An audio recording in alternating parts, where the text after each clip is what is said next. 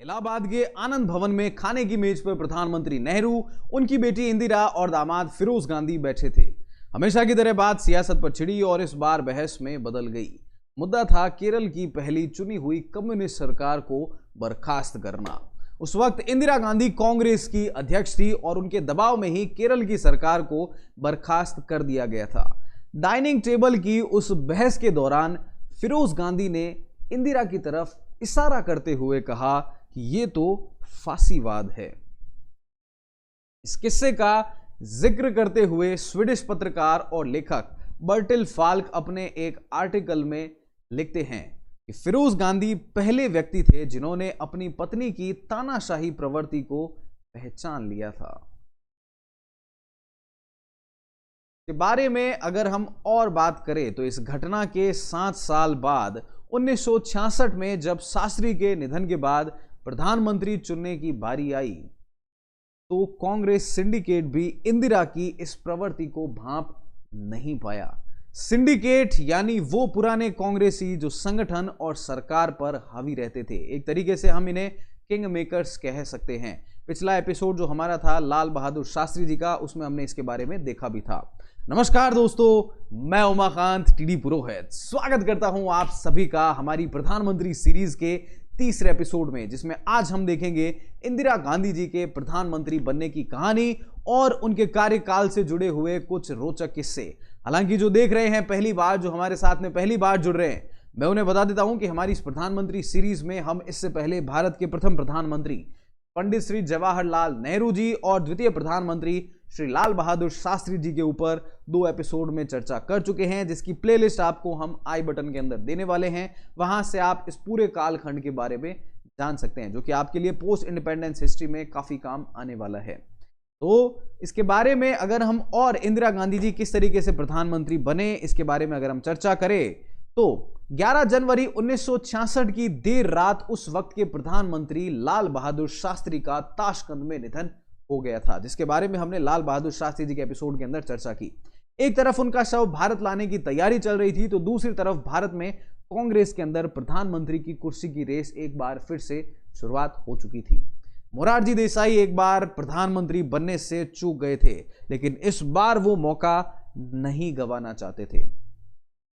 मोरारजी के रास्ते में कांग्रेस का सिंडिकेट खड़ा था। इसमें कुछ लीडर्स के नाम मैं यहां पर आपके लिए लेता हूं कि कामराज, नीलम संजीवा रेड्डी, एस निजलिंगलप्पा, एस के पाटिल, हितेंद्र के देसाई, वीरेंद्र पाटिल, सीएम पुनाचा, अतुल्य घोष, सत्येंद्र नारायण सिन्हा, चंद्र भानु गुप्ता, पीएम नाथ गौड़ा, अशोक मेहता, त्रिभुवन नारायण सिंह, राम सुबंग सिंह और बीडी शर्मा जैसे नेता जो है वो मोरारजी भाई देसाई को प्रधानमंत्री नहीं बनाना चाहते थे। इसके बारे में वरिष्ठ पत्रकार और लेखक सागरिका घोष अपनी किताब Indira India's most powerful prime minister में लिखती है कि शास्त्री के निधन के बाद एक बार फिर से सिंडिकेट यहां पर एक्टिव हो गया था। सिंडिकेट कांग्रेस अध्यक्ष कामराज को प्रधानमंत्री की कुर्सी के लिए मनाने में जुट गया था। यहां पर के कामराज ये बात बिल्कुल स्पष्ट तौर पर जानते थे कि उस समय पर देश एक गैर हिंदी भाषी साउथ इंडियन को प्राइम मिनिस्टर स्वीकार नहीं करेगा। इस कारण उन्होंने सिंडिकेट से कहा कि मुझे रहने ही दो, ना तो मैं ठीक से हिंदी जानता हूं ना अंग्रेजी, फिर मैं प्रधानमंत्री कैसे बन सकता हूं। सिंडिकेट यहां पर कामराज की बात से सहमत हो गया था, लेकिन वो मोरारजी देसाई को प्रधानमंत्री की कुर्सी से दूर रखना चाहता था। यहां पर सिंडिकेट का मानना था कि मोरारजी अगर प्राइम मिनिस्टर बन गए तो वो किसी की भी नहीं सुनेंगे। ये वो समय था जब इंदिरा गांधी सरकार के अंदर सूचना प्रसारण मंत्री थी। संसद में किसी भी प्रश्न का उत्तर देने में उनके हाथ पैर कांपा करते थे और लोग उन्हें गूंगी गुड़िया कहने लगे थे। जी हां, इंदिरा गांधी को गूंगी गुड़िया कहने लगे थे। ये गूंगी गुड़िया सिंडिकेट के लिए एक परफेक्ट चॉइस थी। नेहरू की बेटी होने के कारण कोई उन्हें खारिज भी नहीं कर सकता था। सिंडिकेट उनके मार्फत सरकार में मनमानी कर सकता था। 1967 के आम चुनाव में अभी तक 13 महीने बाकी थे और इंदिरा राष्ट्रीय चेहरा थी। उनके चेहरे पर आसानी से वोट भी मांगे जा सकते थे। इसके बारे में सागरिका घोष लिखती है कि एक बार मोरारजी देसाई सार्वजनिक तौर पर बोल चुके थे कि वे ही प्रधानमंत्री होंगे, लेकिन इंदिरा ने इस बात को जाहिर नहीं होने दिया था। इंदिरा ने सही समय का यहां पर इंतजार किया। उन्होंने बस इतना कहा कि वो वही करेंगी जो कामराज चाहते हैं, क्योंकि उन्हें पता था कि असली किंग मेकर यहां पर कांग्रेस का सिंडिकेट है, और अगर सिंडिकेट को उन्होंने सेट कर लिया तो वो प्रधानमंत्री आराम से बन जाएगी। जब मोरारजी भाई देसाई को लगा कि दूसरी बार भी प्रधानमंत्री पद उनके हाथ से चला जाएगा, तो उन्होंने कामराज से कहा कि प्रधानमंत्री कौन होगा इसका फैसला चुनाव से होना चाहिए। इसके बाद में 19 जनवरी 1966 को इंदिरा और मोरारजी के बीच में चुनाव हुआ।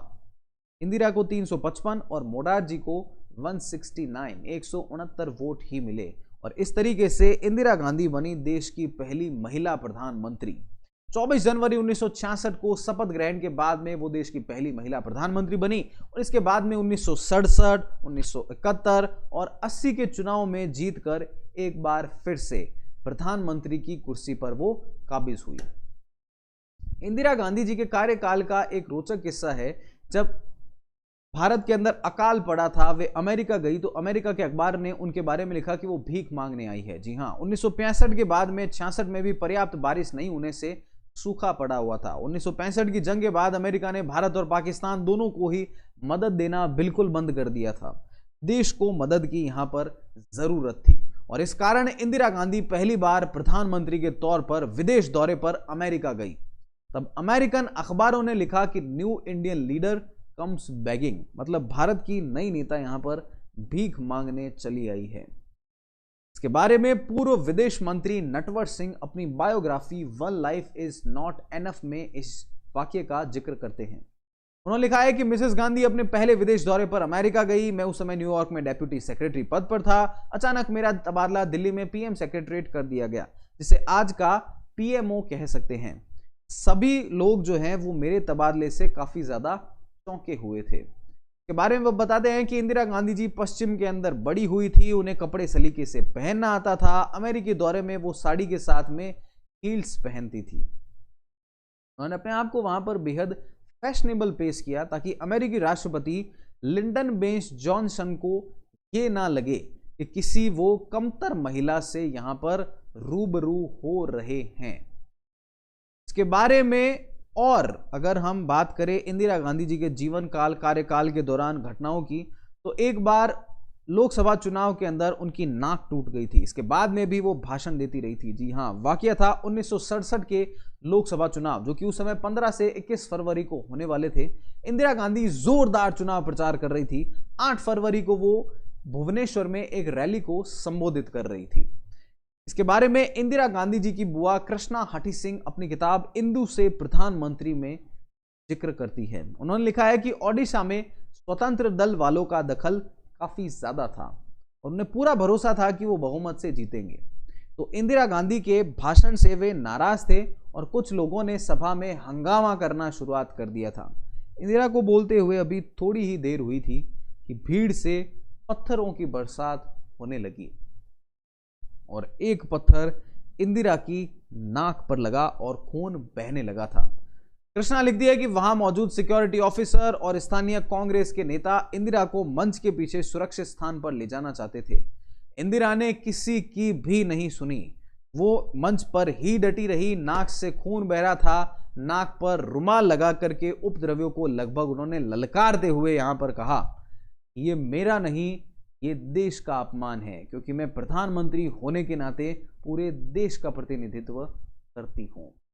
नटवर सिंह अपनी book one life is not enough में इस वाक्य का जिक्र भी करते हैं। उन्होंने लिखा है कि इंदिरा जी की नाक से लगातार खून बह रहा था, लेकिन अफसोस इस बात का था कि किसी को भी उनका ब्लड ग्रुप तक नहीं पता था। कृष्णा हठी सिंह इसके बारे में लिखती है कि इसके बाद इंदिरा कलकत्ता में भी टूटी नाक लेकर के ही एक सभा को संबोधित करने गई थी, और सभा को संबोधित करने के बाद में जब वो दिल्ली पहुंची, दिल्ली जाकर के उन्होंने जब अपनी जांच करवाई, तब उनको पता चला कि उनकी नाक टूट गई है। जब ऑपरेशन के बाद वो घर लौट कर आई, तो कृष्णा हठी सिंह कहती है कि उन्होंने बंबई से फोन करके इंदिरा गांधी का हालचाल पूछा। तो इंदिरा जी ने मजाकिया अंदाज में बताया कि बुआ, मैंने तो होश आते ही डॉक्टर से पूछा था कि आपने प्लास्टिक सर्जरी करके मेरी नाक को सुंदर तो बना दिया ना। आपको तो पता है ना बुआ, मेरी नाक कितनी ज्यादा लंबी है। बुआ, मेरी नाक को खूबसूरत करने का एक मौका हाथ लगा था, लेकिन कमबख्त डॉक्टरों ने कुछ नहीं किया और मैं वैसी ही रह गई। तो इस तरीके से देश की प्रधानमंत्री इंदिरा गांधी जी नाक टूटने के बाद में भी सभा को संबोधित करती रही थी। इसके बाद में इंदिरा गांधी जी के कार्यकाल के दौरान आया 1971 का युद्ध। इसके बारे में पूरा विश्व जानता है कि किस तरीके से भारत ने पाकिस्तान के 2 टुकड़े कर दिए थे। तो इसके बारे में अगर हम बात करें तो पाकिस्तान ने 3 दिसंबर 1971 को ऑपरेशन चंगेज खान के तहत कश्मीर के ऊपर हमला कर दिया था। पश्चिमी हिस्से से पाकिस्तान वायुसेना ने बम गिराने शुरुआत कर दिए थे।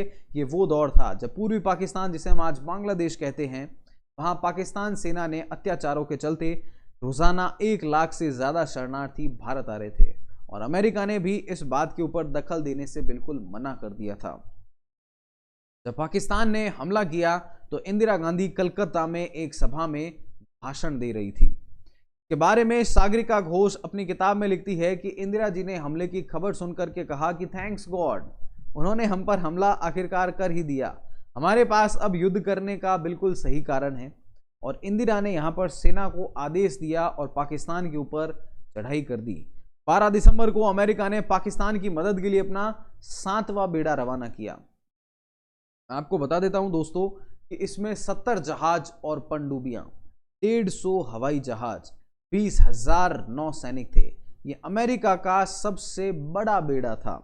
और इसी दिन इंदिरा दिल्ली के रामलीला मैदान में एक सभा को संबोधित कर रही थी। उन्होंने कहा कि हम किसी से भी डरेंगे नहीं, किसी के आगे झुकेंगे नहीं। इंदिरा ने कहा कि हम अपनी स्वतंत्रता के लिए लड़ेंगे, जरूरत पड़ी तो हम दुश्मन का मुकाबला मुक्कों से भी करेंगे। हालांकि यहां पर टकराव की नौबत आई नहीं, क्योंकि 14 दिन में लड़ाई देश की सेना ने खत्म कर दी थी। जब 7वां बेड़ा बंगाल की खाड़ी में पहुंचा, उससे पहले ही पाकिस्तान ने यहां पर आत्मसमर्पण कर दिया था। और गौर करने वाली बात यहां पर दोस्तों ये है कि दुनिया में पहली बार 93,000, जी हां 93,000 सोल्जर्स ने हथियार डाले थे और इस तरीके से बांग्लादेश का जन्म हुआ था। के बाद में इंदिरा गांधी जी के कार्यकाल के दौरान एक और बड़ी घटना हुई थी, वो थी इमरजेंसी। इसके बारे में अगर हम बात करें तो जयप्रकाश नारायण के नेतृत्व में देश भर में इंदिरा गांधी के खिलाफ प्रदर्शन किए जा रहे थे। 12 जून 1975, 12 जून 1975 को इलाहाबाद हाई कोर्ट ने इंदिरा गांधी के चुनाव को अवैध घोषित कर दिया था और 6 साल तक उनके चुनाव लड़ने पर भी रोक लगा दी गई थी। इंदिरा पर आरोप था कि उनके निजी सचिव यशपाल कपूर ने चुनाव के दौरान उनके एजेंट के तौर पर काम किया, जबकि वो एक सरकारी नौकर थे। कोर्ट ने साथ साथ में यह भी पाया कि 1971 की चुनावी सभा के दौरान लाउडस्पीकर के लिए सरकारी बिजली का उपयोग किया गया था। इस फैसले के बाद में इंदिरा गांधी को पद से हटना था। इस वाक्य के बारे में इंदिरा गांधी की अच्छी दोस्त रही पुतुल जयकर अपनी किताब इंदिरा अ बायोग्राफी में लिखती है कि इंदिरा तो पद से हटने का मन बना चुकी थी। उनका छोटा बेटा संजय जब अपनी मारुति कार के कारखाने से शाम को लौटा तो उन्होंने चीखते हुए कहा कि मां का इस्तीफा देने का सवाल खड़ा ही नहीं होता है। उन्होंने कहा कि आज ये जो वफादारी की कस्में खा रहे हैं, सत्ता आते ही यही व्यक्ति पीठ में छुरा भोंक देंगे। इस वाक्य के बारे में इंदिरा गांधी के निजी सचिव रहे R.K. धवन ने भी अपने एक इंटरव्यू में कहा है कि मैडम इंदिरा गांधी जो है वो अपना इस्तीफा टाइप करवा चुकी थी, लेकिन उस पर उन्होंने कभी भी दस्तखत नहीं किए थे। मतलब इंदिरा गांधी पूरी प्रिपेयर्ड थी अपना इस्तीफा देने के लिए। इसके बारे में और अगर हम जानकारी लें तो इंदिरा के राजनीतिक सलाहकार रहे सिद्धार्थ शंकर रे ने इंटरव्यू में बताया था कि इंदिरा गांधी पद से हटने का बिल्कुल मन बना चुकी थी। इस दौरान बाबू जगजीवन राम ने इंदिरा से कहा कि मैडम आपको इस्तीफा नहीं देना चाहिए, अगर आप पद छोड़ भी रही हैं तो आपके उत्तराधिकारी का चुनाव आप हम पर छोड़ दीजिए। मतलब आप ये तय नहीं करेंगे कि आपका उत्तराधिकारी कौन होगा, हम तय करने वाले हैं। मतलब वो किनारे लगाने की तैयारी कर रहे थे। और ये सुनने के बाद में इंदिरा गांधी ने अपना इरादा बिल्कुल बदल दिया। उन्हें अपने बेटे संजय गांधी की बात पर बिल्कुल भरोसा हो गया। और इस घटना का जिक्र सागरिका घोष ने भी अपनी किताब India's most powerful prime minister में भी किया है। तो अगर आप इसके बारे में और जानना चाहते हैं तो आप ये बुक जो है उसको लेकर के भी पढ़ सकते हैं। इसके बाद में देश के अंदर 25 जून को आपातकाल घोषित कर दिया गया और इसके बाद ऑपोजिशन के लगभग सारे लीडर्स जो हैं उन्हें गिरफ्तार कर लिया गया था। प्रेस के ऊपर सेंसरशिप लग चुकी थी, नसबंदी और कई सारे कार्यक्रम जो किए गए, इसकी वजह से देश की जनता बहुत ज़्यादा नाराज हो गई। 25 जून 1975 से 21 मार्च 1977 तक के लगभग 21 महीने की अवधि में भारत में पहली बार आपातकाल घोषित था। इसके बाद में चुनाव हुए और कांग्रेस की हार हुई और सिर्फ 153 सीटों पर कांग्रेस सिमट गई थी। इसके अलावा जब इतनी बड़ी हार इंदिरा गांधी जी की हुई तो उनका कमबैक कैसे हुआ, इसके बारे में भी एक बहुत ही रोचक किस्सा है कि किस तरीके से इंदिरा गांधी जी हाथी के ऊपर बैठ करके पहुंची और उसके बाद में उनका कमबैक हुआ। तो कांग्रेस की हार के बाद में कुछ ऐसा हुआ कि देश में जनता पार्टी की सरकार थी, मोरारजी देसाई अब प्रधानमंत्री बन गए थे। जनता सरकार में मिनिस्ट्रीज को लेकर के आपसी झगड़ों की शुरुआत हो गई। इंदिरा गांधी कुछ महीने तो इसको लेकर के चुप रही। इसी दौरान बिहार के बेलछी में दबंगों ने दलितों के ऊपर गोली चला दी और 11 को जला करके मार डाला। 4 महीने पहले ही कांग्रेस का सूपड़ा साफ हुआ था। इंदिरा गांधी बुरी तरीके से चुनाव हारी थी, पर इंदिरा यहां पर बेलछी के लिए रवाना हुई। पटना तक वो ट्रेन से पहुंची, इसके बाद जीप से पहुंची। जब जीप फंस गई तो ट्रैक्टर में बैठी, लेकिन ट्रैक्टर भी फंस गया। तो इंदिरा गांधी ने टखनों तक अपनी साड़ी को ऊपर किया और कीचड़ में ही चलने लग गई। बिहार के वरिष्ठ पत्रकार रहे स्वर्गीय जनार्दन ठाकुर अपनी किताब Indira Gandhi and her power game में लिखते हैं कि इंदिरा ने कीचड़ में कदम बढ़ाए। इस दौरान किसी ने सुझाव दिया कि हाथी से भी जाया जा सकता है, तो इंदिरा ने कहा कि चलिए हाथी का इंतजाम कर दीजिए। इसके बाद वो हाथी पर बैठ करके बेलछी पहुंची। लंदन के गार्जियन ने इस घटना को लेकर के लिखा था कि इंदिरा के वोटरों ने उन्हें 10 मिनट में ही माफ कर दिया था। लौटते वक्त इंदिरा ने अपने धुर विरोधी रहे जयप्रकाश नारायण से भी मुलाकात की। और गौर करने वाली बात यहां पर यह है कि इस मुलाकात के बाद में जेपी जब तक जीवित रहे उन्होंने कभी भी इंदिरा के खिलाफ एक भी बयान नहीं दिया था। 3 साल बाद 1980 में मध्यावधि चुनाव हुए और एक बार फिर इंदिरा गांधी और कांग्रेस ने धमाकेदार वापसी की। कांग्रेस को इस बार 353 सीट मिली थी। साथ ही साथ में इंदिरा गांधी जी के कार्यकाल के दौरान एक बहुत बड़ी घटना हुई थी और वो था ऑपरेशन ब्लू स्टार। 1980 के दशक की शुरुआत में ही पंजाब में खालिस्तान की मांग काफी ज्यादा जोर पकड़ चुकी थी। ये आंदोलन जरनैल सिंह भिंडरावाले की लीडरशिप में चल रहा था और भिंडरावाले ने अमृतसर स्थित हरमंदिर साहब परिसर को अपना मुख्यालय बना रखा था। को पकड़ने के लिए इंदिरा गांधी के आदेश पर सेना ने हरमंदिर साहब में प्रवेश किया था। खूब ज्यादा खून खराबा यहां पर हुआ, जिससे कि सिख जो थे वो काफी ज्यादा नाराज थे। 30 अक्टूबर 1984 का दिन था। इंदिरा गांधी ओडिशा के भुवनेश्वर में रैली कर रही थी। तभी इंदिरा अपनी पहले से तय स्पीच से इतर कहने लगी, मैं आज यहां हूं, कल शायद यहां नहीं रहूं। मुझे चिंता नहीं है मैं रहूं या ना रहूं। मेरा जीवन काफी लंबा रहा है और मुझे इस बात का गर्व है कि मैंने अपना पूरा जीवन अपने लोगों की सेवा में बिताया है।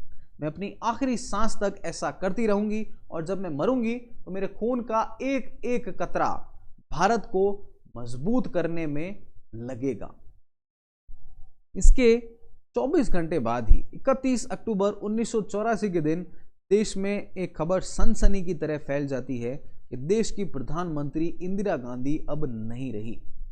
इंदिरा के ही 2 सिख गार्ड्स ने उनको गोली मारकर हत्या कर दी। पूरा देश जो है वो अवाक रह गया और कहा जाता है कि इंदिरा गांधी जी को अपनी मौत का अनुमान हो गया था कि ऐसा कुछ होने वाला है। तो हमारी प्रधानमंत्री सीरीज के 4थे एपिसोड में जानिए 2 बार ठोकर खाने के बाद में आखिरकार मोरारजी भाई देसाई को कैसे मिली प्रधानमंत्री की कुर्सी। तब तक अगर आपको हमारा ये वीडियो पसंद आया है तो फटाफट से इसे लाइक जरूर कर दीजिए। कमेंट करके जरूर बताइए ये वीडियो आपको कैसा लगा। साथ ही साथ में अगर हमसे कोई इंपॉर्टेंट फैक्ट छूट रहा है या कुछ गलती हुई है तो वो भी कमेंट करके जरूर बताइए और सब्सक्राइब वाला बटन दबाकर अपना आशीर्वाद हमें जरूर प्रदान करिए। मिलते हैं आप सभी से हमारे 4थे एपिसोड में। तब तक जुड़े रहिए साथ में। Stay fit, stay strong, do whatever you want to do man, but don't trouble your mother. Have very good time. Thank you all.